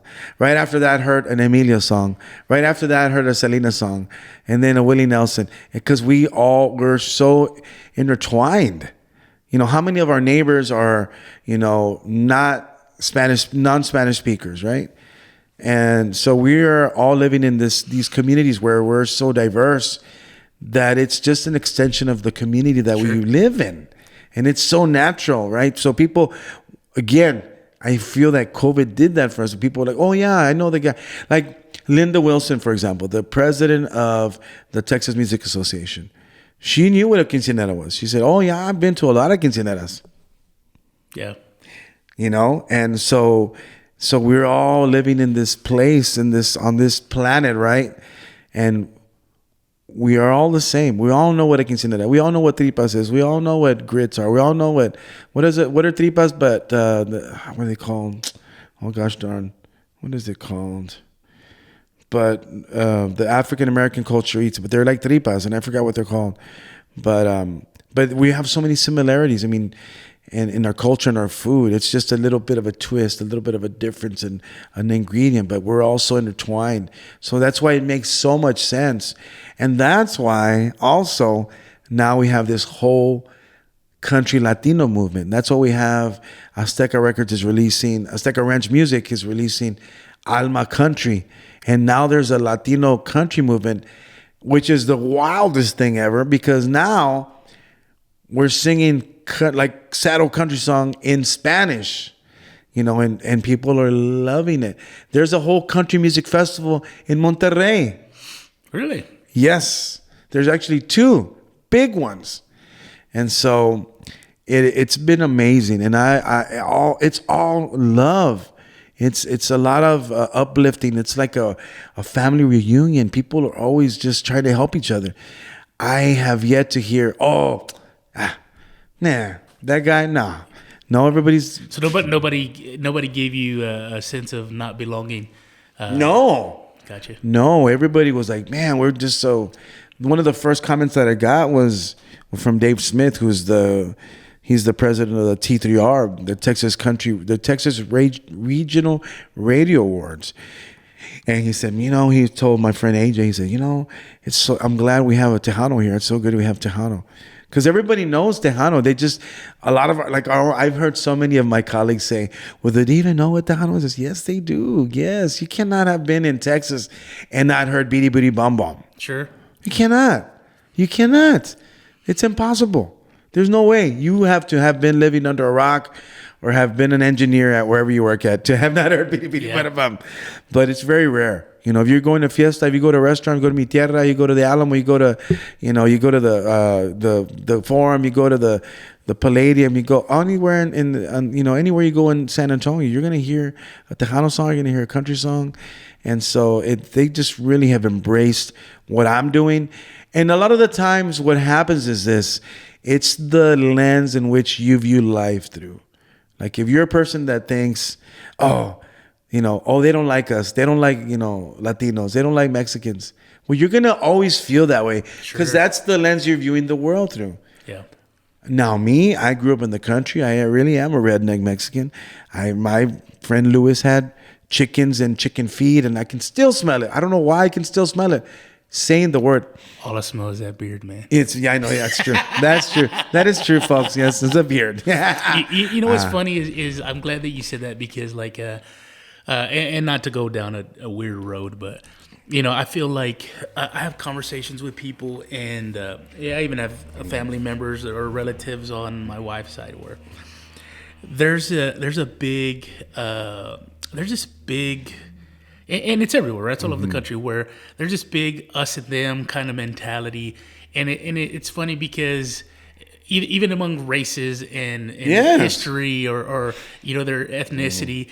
And it's funny because I tell everybody, I'm like, first of all, I got a lot of white nephews and nieces. But it's funny because I tell everybody, now I got a buddy of mine that will disagree. But I tell everybody, growing up in George West in the 80s, I said, our common thread was we were all broke. You You know what I'm saying? So it wasn't like for me, it wasn't like whites and Mexicans. Everybody was broke. Everybody was broke. Yeah, You know, so we all were just trying to make ends meet, and we all got along. And it's funny because like I think there's those common threads, and I think through the state of Texas, and I'm sure other states are similar, but it's like we all have this over generations. We have this commonality now, and now it's almost like, well, let's celebrate that we're different, right? And I don't want to go back again to Texas tornadoes, but it's like, dude, that was two different cultures coming together. You know, you had the German culture and the Mexican culture coming, and it was amazing. Like, find a bad song, go for it. I dare you. It was, you know, and it's like for people to. I love that you're doing what you're doing because, like I said, there was this void afterwards for me anyway. There was this void that it was gone. And now when I see you playing your accordion on stage and you're doing your thing with folks that are strictly country, it's that flavor, right, that we used to get, you know? Yeah. And it's a familiarity. And, man, I hope you keep pursuing it. I won't. Don't go into the box, man. No. The thing is about, those folks is that the country market is, they are very open-minded. You know, there are purists, and I'm not gonna say there are not. I'm sure there are. I don't hear about it, but you know, I feel that maybe for some reason or another, I kind of slipped through because of my upbringing and the way I view the world. You know, I think your personality too, man. Yeah, well, it's hard to not like you. And the beard. And the beard smells great. They smelled this when you first came. It smells great. No. And it's so I really feel that, you know, your upbringing. I grew up, you know, on the countryside, and I have, you know, just been so lived in diverse, you know, communities, and so I kind of get along with everybody. And when I talk about purists, like even we, like in Tejano, we have a lot of purists, a lot of naysayers, a lot of people that are like, well, that's not this and that's not that. Again, we're spotlighting the differences rather celebrating them. We're not celebrating them. You know, we're not celebrating our young artists like we should be. In the Texas country scene, and I can no longer say them because I'm part of that's my part of my family now, you know.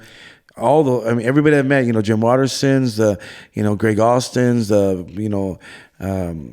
Corliss, McAllister, you know, all these people, you know, JB Cloud. I mean, there's so many, Rudy Fernandez. I mean, I'm telling you, the list goes on. And it's always been about, man, that's cool what you're doing. It's different. We love it. And in Tejano, we're kind of like, oh, I don't know if that's what we do. It's different. I don't know about that. And so we're so reversed.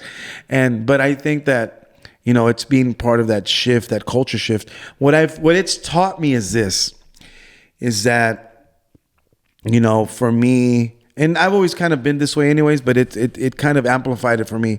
Doing Texas country,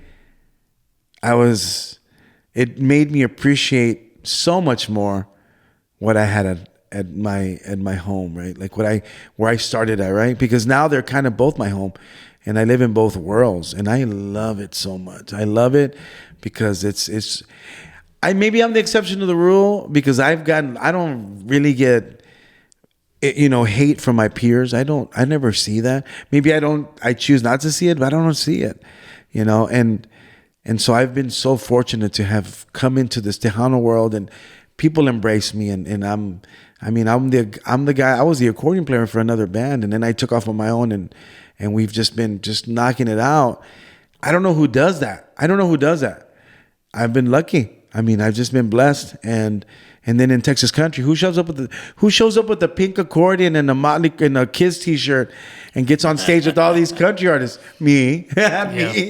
But that's just, I'm telling you. But you know, that also comes back to what you said earlier. I mean, you can extrapolate that where it's like everybody's heard Selena, right? Yeah. Everybody's heard Shelley. Everybody's heard Emilio. Everybody's heard George Strait, you know. But also on the flip side of that, it's like, you know, your country guy loves Motley Crue. Yeah, Your country guy loves Ozzy Osbourne. Yes. Your Tejano guy loves Slayer. Yeah. It's like I feel like our parents and not maybe just their exposure to things, but it was very, hey, this is my lane and I like it here. But their children said, hey, well, I like that, but I also like that. Yeah, this we're too. kind of, yes. And after a while, it was kind of like, again, stay out of the box, man. Stay out of the box. Yes, absolutely. So it's been wonderful. And I'm so grateful to the Texas country community. They're very tight-knit, and it's very family. It's a family reunion, but they have so many similarities, and I really appreciate that they really have embraced what we're doing.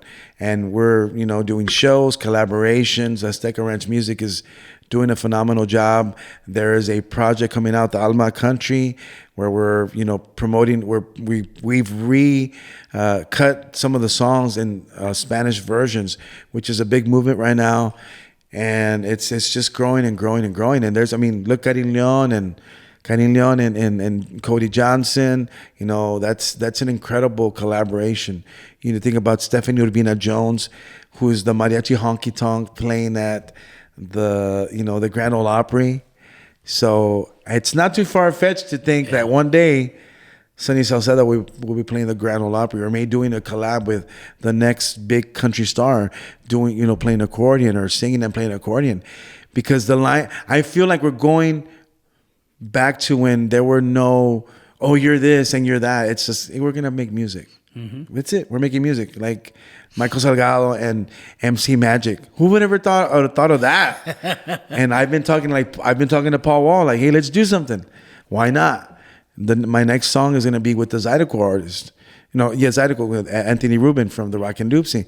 So collabing, and it's a country song with a Zydeco player, which is about Louisiana. So I wanted to bring an authentic Zydeco accordion player, and just creating art, creating these new experiences, and just having fun with what we do. I did get a little jealous when I saw you with Paul Wall, baby. Did you really? I can't even just say his name. Like, yeah, you gotta throw baby at the end. Hey, Paul Wall, baby. I saw that picture of y'all hanging out. I said, Sonny's buying a grill. I see it coming. I do want a grill. Give me a grill. That's another guy, and talking to longevity and experience. It's like I see some similarities between you and him, where it's like you've been in the industry such a long time that like there's nowhere you can't go. At least I don't think so. Some people may go, I see your Facebook posts. I see some of the negative stuff that you catch on there, but it's funny because like the positive's so much more overwhelming. And it's funny because, like, I love your negative comments because I'll go through them and what else do they say? And it's funny because it's like the more you read them, the more you go, this isn't a negative reflection on Sunny. This is this guy looking like an idiot. Oh, yeah. And it's funny because you can have the little boilerplate response. There was a short period of time where I was getting some negative feedback too. So I remember I texted you. That was me. I'm sorry. Was that you? That was me. Well, I know I texted you and I was like, hey, do you mind if I steal your response? Oh, my canned responses? So after a while, I got a few negative responses. So I was like, hey, like and share and follow Sunny Sauceda's page. And here. Oh, my please. I was putting your stuff on it. What the heck? No, that's not how it works, sir. Hey, they went away, man. You said, please subscribe and share it with your friends. I did, but to Sunny Sauceda. Oh, my. You sent them to me. Said, go. Oh, you redirected them. Yeah. I said, you know what? You might like him because you hate me. No wonder. He would like to hate on bearded, chubby guys. He might like that one better. I get it now. Man, let me tell you what. Let me ask you this. What's exciting on the horizon for you that nobody knows about right now? Man. I know the consulting thing. But what do you have, whether it's a collaboration or a new video? And by the way, if you need a fat guy for a video shoot, let me know because I'm always available. No, absolutely. I've seen Pretty Girls. I know your buddy Steve Trevino was on one. And I'm like, he's got to have a spot for a fat guy. So just let me know. There's always a spot for Let me know. We need like the bar guy, the security guy. Yeah. Like security guy or something like that, yeah. Or like somebody's throwing up and I'm holding their hair. Something. You just I like a little pan. Yeah, I like that. That's a good idea. Good idea. I'm excited about the future. I may be getting into some educational components and some educational roles in the future, or working as a liaison for one of our local cities, and in community and outreach, outreach and engagement roles. So I'm excited about those things, right? And so there's just so much going on, so many things that I want to do, talking about doing, and just writing books, and speaking series, conjunto series. I may be doing a little duet thing with my daughter Victoria, where we're talking about we should do some shows together. So I've been waiting for that to happen. Yeah, we've been talking about it. She's like, let me start working on that. So talking about those things, and then working on her project, on Victoria's project, because she does trio ardiente, but she. From day one, and I know Amanda, and I love Amanda, but I've always told Victoria, I said, you come from, a lineage of musicians, so you're never. Well, she's been very active. She's been very active, and so you have to. I said, I see you as Victoria Rosa, the artist. That's who you are truly. You need to be that person. You can still do other things, but I feel that you need to be Victoria Rosa, and that's what you do, doing that thing, whether it be a trio, whether it be a mariachi, because she's doing a lot of different things right now. She's doing a cumbia band. She's helping out a doo-wop, or like a kind of doo-wop style. Doo-wop style group, and she's kind of has her hand in a lot of little things, and so she's what I consider. She's an artist. I don't want to. Again, I tell her, don't pigeonhole yourself. Don't put yourself in a box. Do all these different things, but you're still, no matter what, nonetheless, Victoria Rosa Sauceda, or Victoria Sauceda, whichever way you want to go with. I think we had a discussion on that about whether she should use her last name. So I don't think it's going to hurt you, but it's up to you. I mean, I'm not going to, it's your call. I mean, I love Rosa. I love the idea of roses, or so, but that's what I'm excited. I'm excited to see what she's going to do, because she's so talented. And let me tell you something. She posted something, and I ended up buying the original artist song. You can buy it on whatever.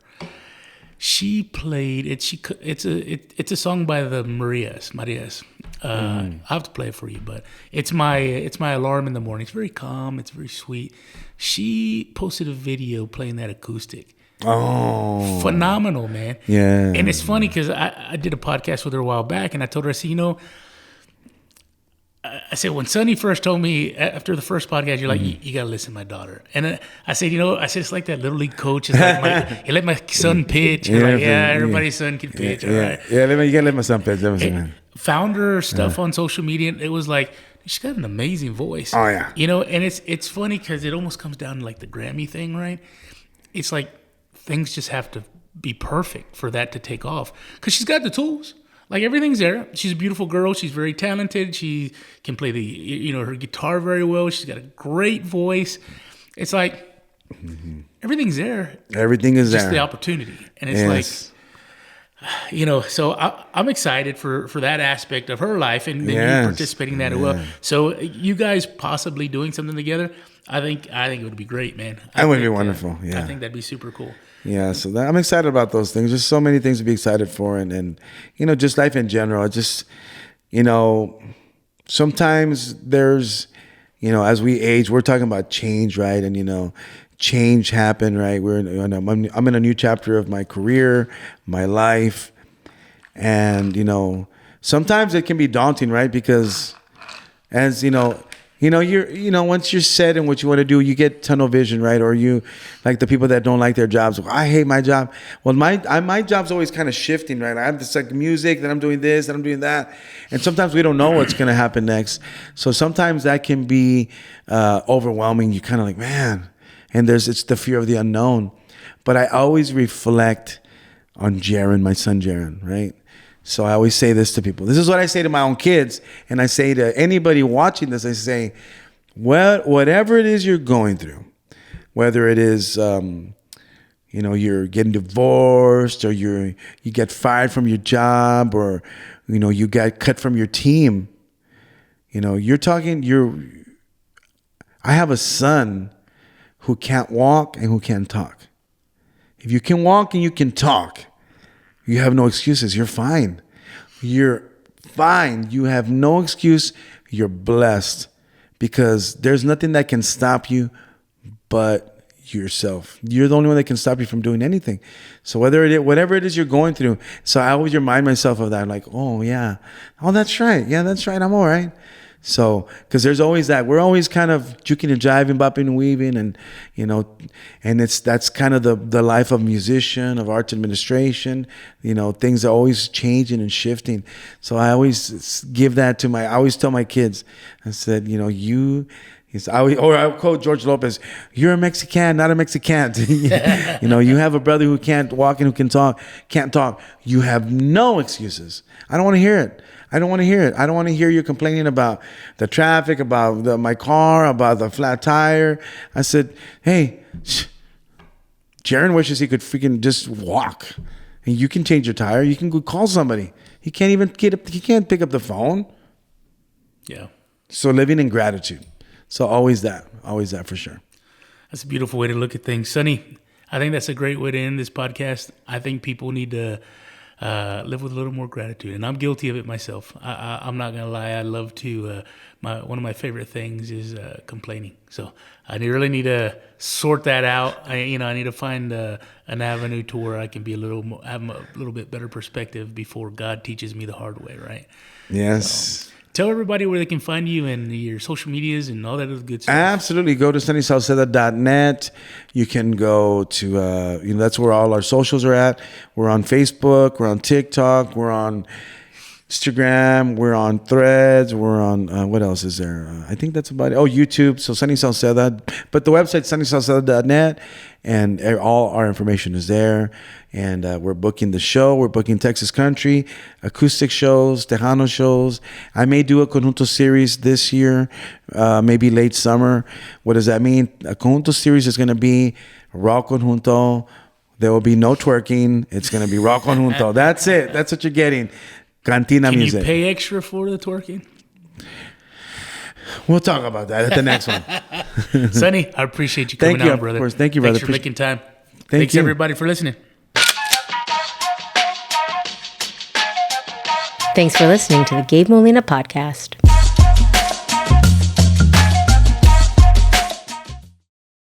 Yo, Barry.